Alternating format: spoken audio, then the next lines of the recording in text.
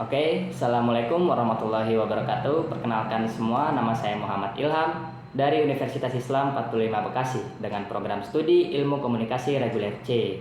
Di video ini, saya ingin menjelaskan hasil analisis penelitian saya terkait wawancara komunikasi intrapersonal. Dan pembahasan yang pertama ini ada pendahuluan. Dan pendahuluan di dalamnya pertama ada pendahuluan masalah. Komunikasi intrapersonal merupakan inti dari proses berpikir dan penentuan diri setiap individu. Proses ini mencakup dinamika internal seperti sensasi, persepsi, berpikir, memori, dan konsep diri. Pemahaman mendalam tentang proses ini terutama pada individu dewasa yang berada pada puncak aktivitas profesional dan multitasking. Sangat penting untuk melihat bagaimana interaksi internal membentuk pengambilan keputusan, respon emosional, dan pandangan hidup. Lalu selanjutnya ada latar belakang masalah. Kategori usia muda dan dewasa seringkali dihadapkan pada tuntutan ganda seperti karir dan keluarga. Kondisi ini menuntut individu memiliki manajemen diri dan komunikasi intrapersonal yang sangat efektif. Video ini bertujuan untuk menelusuri secara mendalam bagaimana 5 elemen psikologis utama ini berfungsi dalam diri seseorang. Lalu selanjutnya ada tujuan dari hasil analisis saya. Yang pertama itu untuk menganalisis dinamika sensasi dan persepsi informan dalam merespons stimulus lingkungan. Yang kedua untuk mengidentifikasi pola berpikir informan dalam pemecahan masalah dan pengambilan keputusan yang berorientasi pada masa depan. Yang ketiga untuk mengeksplorasi peran memori dalam bentuk pemahaman dan ingatan jangka panjang seorang informan yang saya wawancarai. Yang selanjutnya untuk mendeskripsikan dan menganalisis konsep diri informan yang terbentuk dari pengalaman profesional. Lalu yang terakhir ada fokus penelitian. Fokus penelitian ini adalah eksplorasi dan interpretasi data wawancara mendalam mengenai proses dan dinamika psikologi komunikasi intrapersonal, khususnya pada aspek ada 5. Yang pertama sensasi, persepsi, berpikir, memori, dan konsep diri. Selanjutnya kita akan bahas mengenai gambaran umum pada profil yang saya wawancarai. Jadi untuk si narasumber yang saya wawancara ini bernama Riga Ayu Budiarti. Beliau merupakan seorang perempuan berusia 27 tahun dengan pekerjaan sebagai karyawan laboratorium. Berlatar belakang pendidikannya yaitu S1 Teknik Lingkungan. Beliau juga sosok seorang ibu rumah tangga dengan aktivitas hariannya, yaitu bekerja dan mengurus rumah tangga. Tentunya beliau tidak memiliki gangguan sensorik. Lalu kita masuk ke dalam analisis dan pembahasan yang sudah saya wawancarai. Yang pertama ini ada sensasi. Pada hasil wawancara ini, beliau memiliki tingkat kepekaan sensorik yang tinggi dan tidak memiliki gangguan sensorik. Sensasi beliau berfungsi sebagai alarm yang sangat sensitif terhadap lingkungan. Misalnya, saat mendengar suara keras tiba-tiba, ia tidak hanya terkejut, tetapi tubuhnya langsung merespon dengan ketegangan. Namun, karena ia adalah seorang yang cerdas, ia juga mampu beradaptasi terhadap stimulus yang berulang agar tidak mengganggu fokusnya pada pekerjaan dan rencana atau tujuannya. Kecepatannya dalam menyadari perubahan suhu atau membedakan rasa yang mirip menunjukkan bahwa input sensorik yang ia terima sangat detail sebelum diteruskan ke proses berpikir. Lalu yang kedua ada persepsi.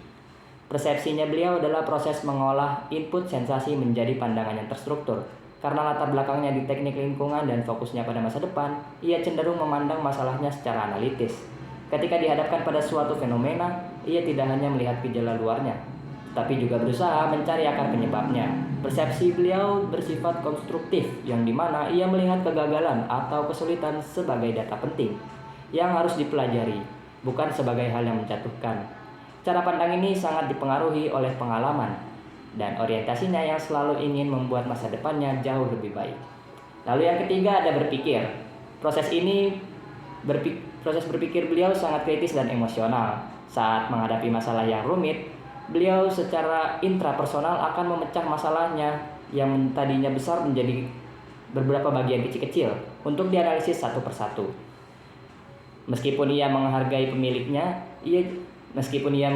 pemikirannya, ia juga tidak mengesampingkan emosinya, karena ia menggunakan emosi seperti kecemasan sebagai pemicu atau tanda bahwa ia perlu berhenti sejenak atau berpikir lebih dalam sebelum mengambil keputusan. Memastikan bahwa keputusannya sejalan dengan tujuannya, Dan hal ini juga menunjukkan bahwa pola berpikir kritis ia di mana pandai membedakan antara opini dan faktanya. Lalu yang keempat ada memori. Beliau ini memiliki daya ingat yang tajam dan ini menjadi aset penting dalam komunikasinya dengan diri sendiri. Dan ia paling mudah mengingat informasi yang memiliki kaitannya dengan emosional, terutama emosional yang begitu kuat atau memiliki struktur logika yang jelas. Untuk memudahkan mengingat, beliau tidak sekedar menghafal, tetapi menghubungkan informasi baru dengan pengetahuan yang lama sudah ada, atau bisa dibilang kayak peta mentalnya gitulah. Ini memori yang kuat ini sangat membantu pada beliau sendiri karena proses berpikirnya ia dapat menarik data pengalaman yang valid dengan cepat saat harus memecahkan masalah atau membuat keputusan di tempat kerja maupun di rumahnya. Dan pembahasan yang kelima ada konsep diri. Konsep diri beliau adalah pandangan menyeluruh tentang siapa dirinya, terbentuk dari peran ganda, yaitu karyawan dan ibu rumah tangga. Beliau ini melihat dirinya sebagai seorang karyawan yang aktif dan pribadi yang selalu ingin upgrade diri. Ia bangga pada kemampuannya untuk beradaptasi cepat dan belajar, namun mengakui kelemahannya terletak pada sensitivitas yang tinggi. Yang menarik, ia memandang kritik atau masukan dari luar bukan sebagai serangan, melainkan sebagai data feedback yang harus dianalisis. Konsep dirinya terus berkembang seiring waktu, khususnya setelah menikah, di mana ia memandang dirinya bertanggung jawab pada kesejahteraan kolektif, bukan hanya fokus pada dirinya sendiri. Jadi untuk kesimpulan secara keseluruhannya, cara beliau berkomunikasi dengan dirinya sendiri itu sangat teratur dan efektif. Beliau ini sudah berhasil menggunakan kepekaan emosionalnya sebagai masukan yang penting, lalu menggunakan kecerdasannya untuk menganalisis dan membuat rencana terbaik untuk hidupnya.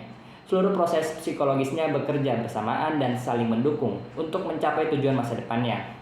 Hal ini juga menunjukkan bahwa beliau adalah individu yang memiliki kesadaran diri yang sangat baik dan selalu siap untuk maju dan berkembang. Jadi sekian dari video presentasi hasil wawancara saya ini. Jika ada kekurangan dan kesalahan mohon dimaafkan, karena yang benar datangnya dari Allah dan yang salah datangnya dari saya sendiri.